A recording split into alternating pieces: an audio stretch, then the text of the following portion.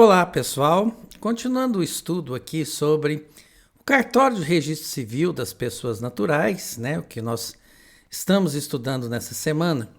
Um dos principais aspectos, uma das principais razões pelas quais a gente estuda esse cartório num curso de gestão é justamente por causa desse elemento aqui, é conhecer a capacidade civil da pessoa.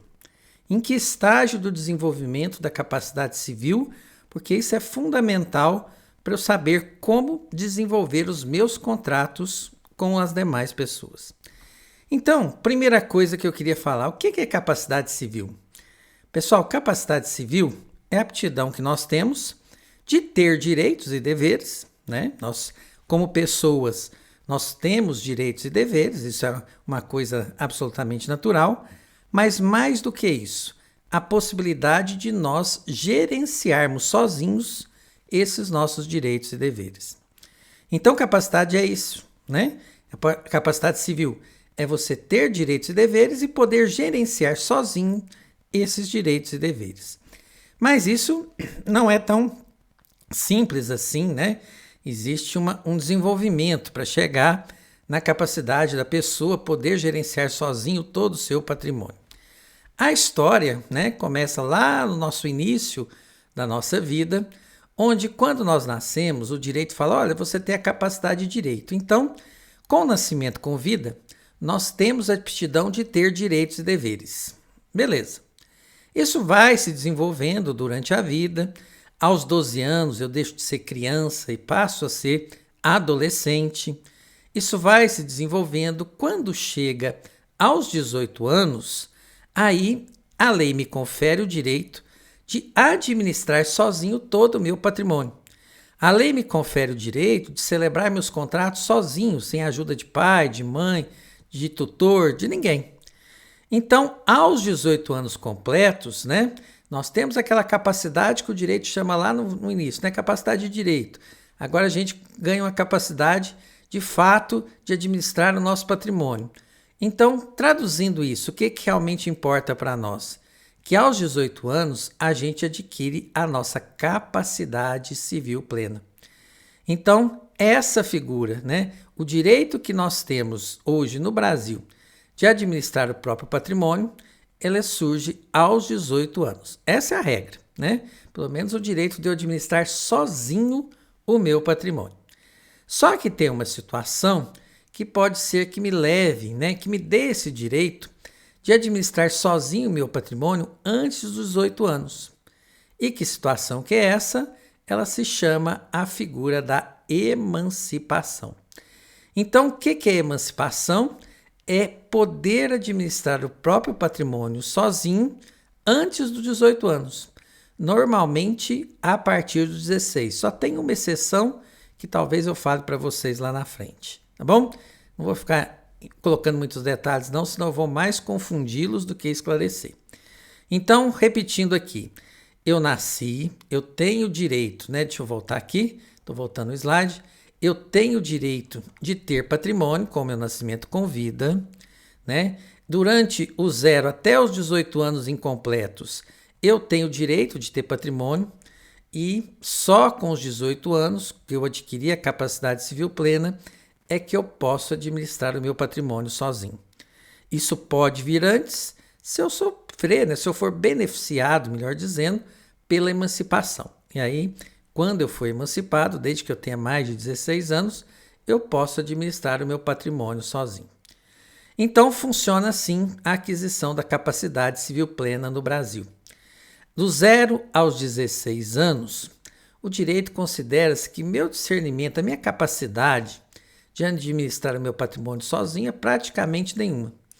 Então, o direito me chama de absolutamente incapaz.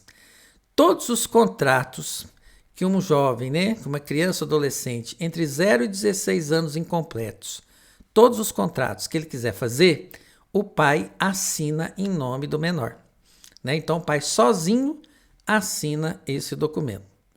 Dos 16 até os 18 anos incompletos, aí a lei já acha que eu tenho uma capacidade, eu já tenho um amadurecimento. Então eu deixei de ser absolutamente incapaz e passei a ser relativamente incapaz. O que isso muda? É que agora os contratos que o menor quiser fazer, ele vai assinar, mas vai assinar junto com os pais. Então, do 0 aos 16, o pai assina sozinho.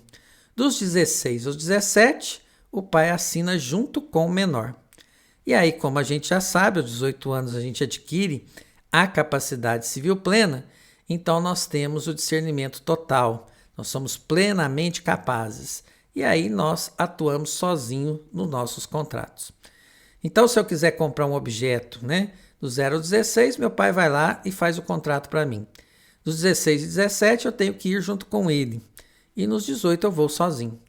É assim que funciona a evolução da capacidade civil no Brasil, certo? Então, absoluta, relativamente e plenamente capaz. Tranquilo? Então, isso nós já sabemos. Só que eu tenho 18 anos, 20, 25, 30, 50 e eu sou plenamente capaz. Eu faço a administração dos meus bens sozinhos. Só que chega, quando eu já estou lá com idade avançada, é lógico que isso não é só com idade avançada, mas só para deixar simples a nossa explicação. Aí a pessoa, Roberto, começa a sofrer de Alzheimer, demência, esquizofrenia, algum problema de discernimento, começa a ser dançarino no TikTok. E, gente, isso é preconceito, Roberto, muito feio isso aqui, tira isso aqui, tá certo? Então, eu tenho algum problema de saúde e que eu não consigo mais administrar o meu patrimônio sozinho, Eu estou com problemas de discernimento. Se isso acontecer, pessoal, o que nós temos? O processo de interdição. Então, normalmente, um familiar, para proteção minha e do meu patrimônio, pede a minha interdição. E o que é essa tal interdição? Interdição, pessoal, lembra que eu sou absolutamente capaz, plenamente capaz? Como eu já não tenho discernimento total, eu também vou deixar de ser totalmente capaz, Então, a interdição me joga de volta aos relativamente incapazes. Eu sei que eu tenho muito mais do que 16 ou 17 anos, mas o regime aqui vai ser igualzinho. Então, quando uma pessoa é interditada, ela tem que começar a praticar seus atos ajudada por uma pessoa. E essa pessoa é o chamado curador. Então, pessoal, interdição é essa figura aqui, certo? A pessoa deixa de ter capacidade civil plena, volta a ser relativamente incapaz e ganha um curador. Aí tudo que a pessoa for fazer de contrato, precisa ela assinar junto com o curador. O curador não assina como testemunha, nada, ele assina atuando junto com o relativamente incapaz.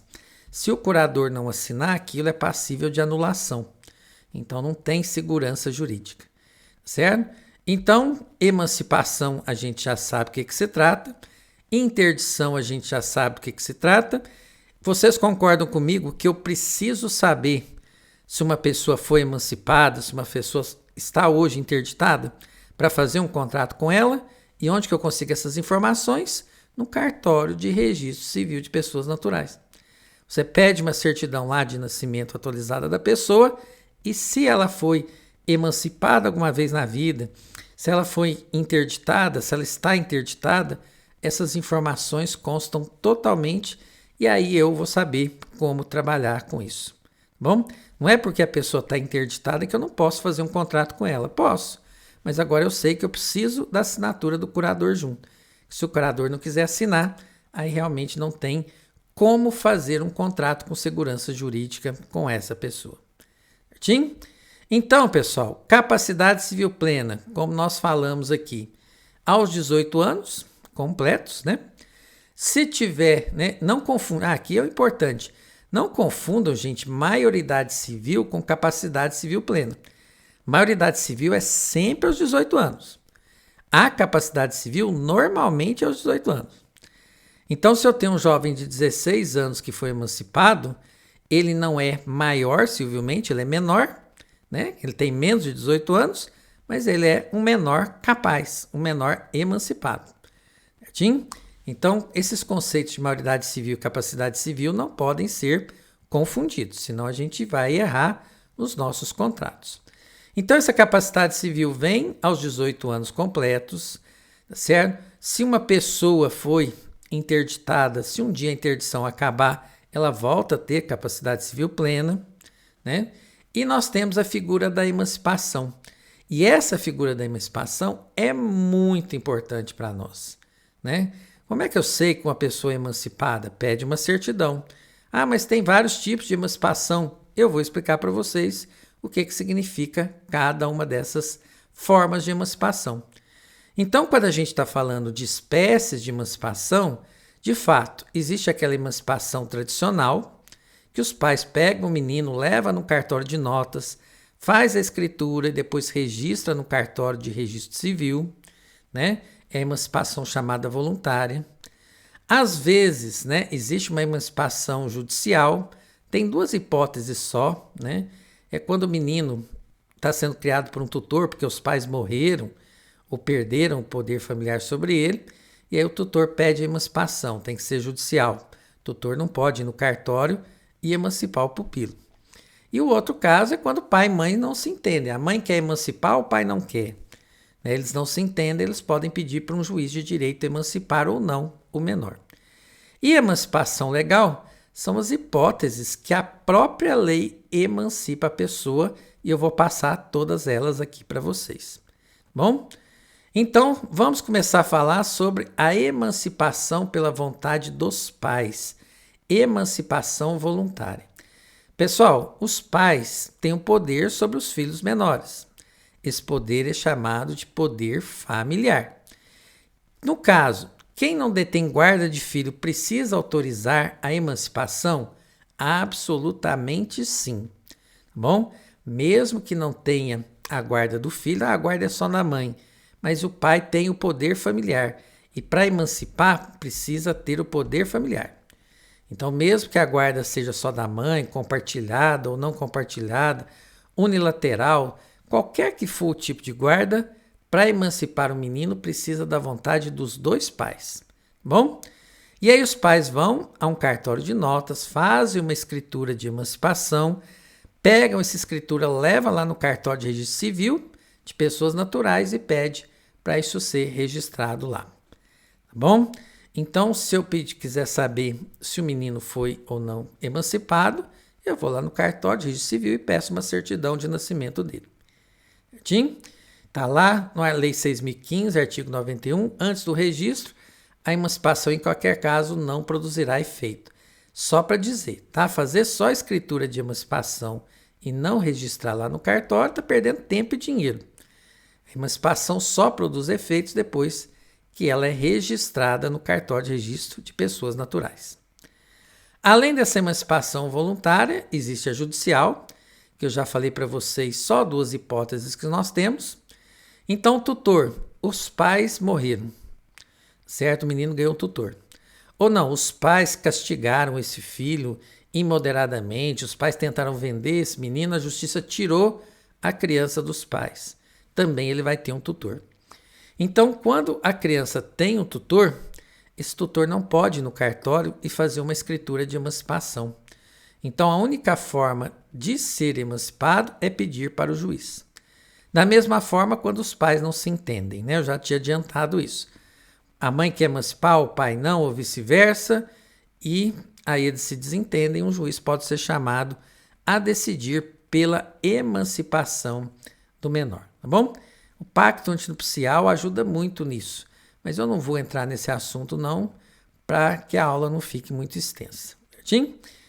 Então, tá lá os nossos casos de emancipação judicial.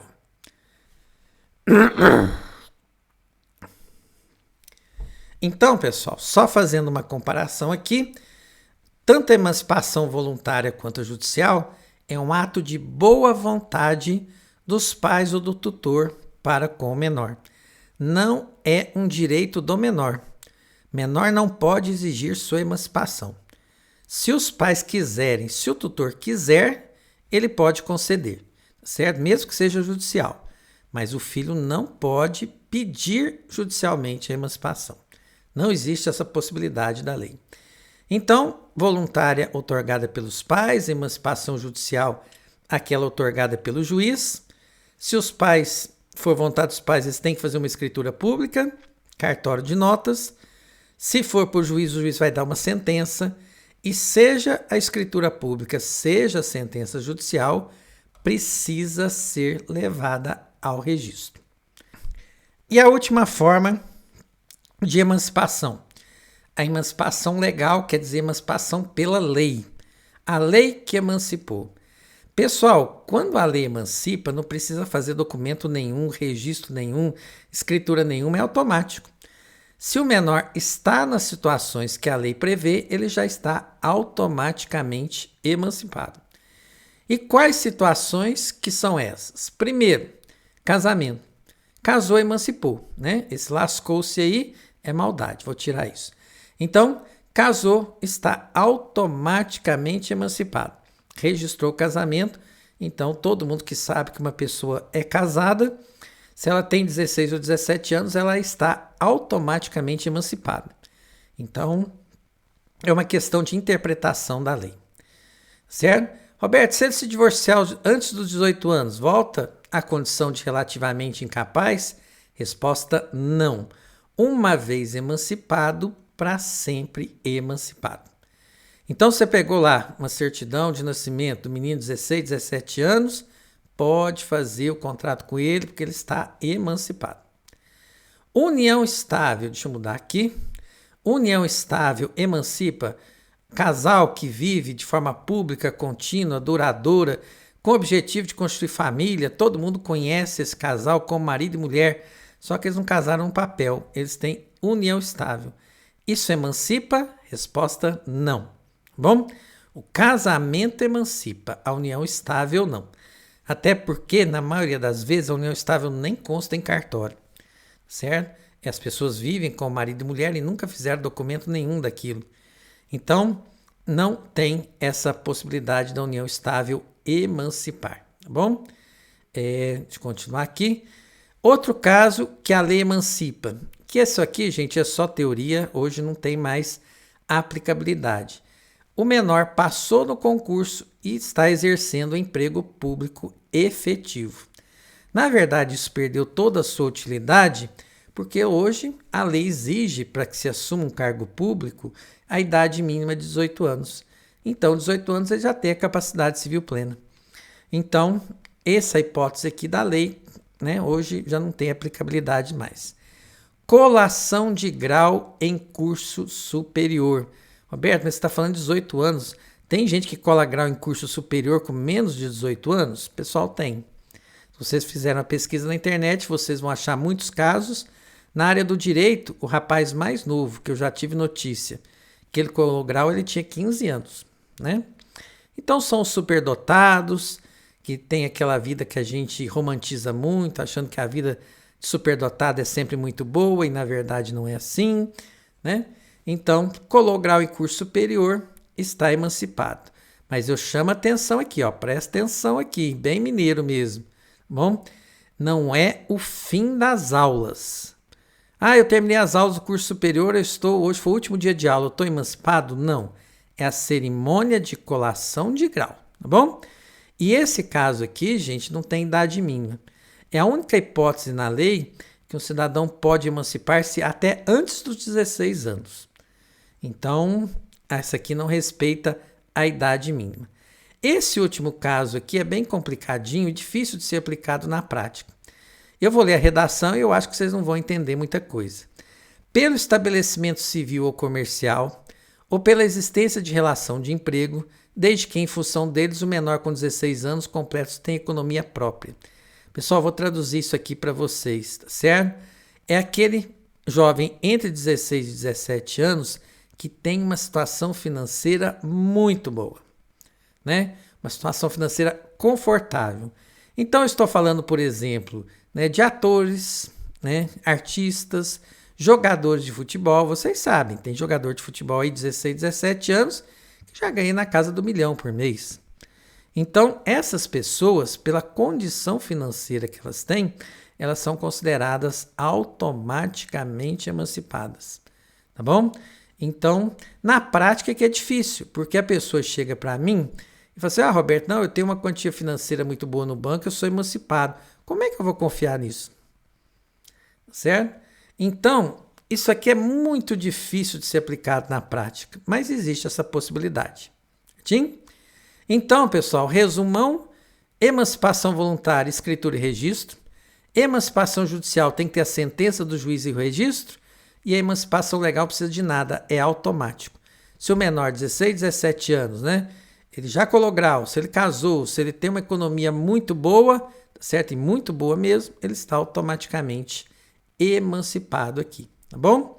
Então, e a emancipação legal da colação de grau é a única que não respeita a idade mínima de 16 anos. Só para passar a régua, né? A nossa aula já demorou. Última coisa, vou repetir. Uma vez emancipado, para sempre emancipado. Então, o jovem de 16, 17 anos que emancipou, ele perdeu toda a quantia financeira dele, continua emancipado, não muda nada, certo? Vamos supor que ele tivesse num cargo público e foi exonerado, continua emancipado, certo? Casou e divorciou, continua emancipado. Sim? Uma vez emancipado, para sempre emancipado. Pessoal, muito obrigado e falta só um detalhezinho para nós terminarmos as aulas dessa semana.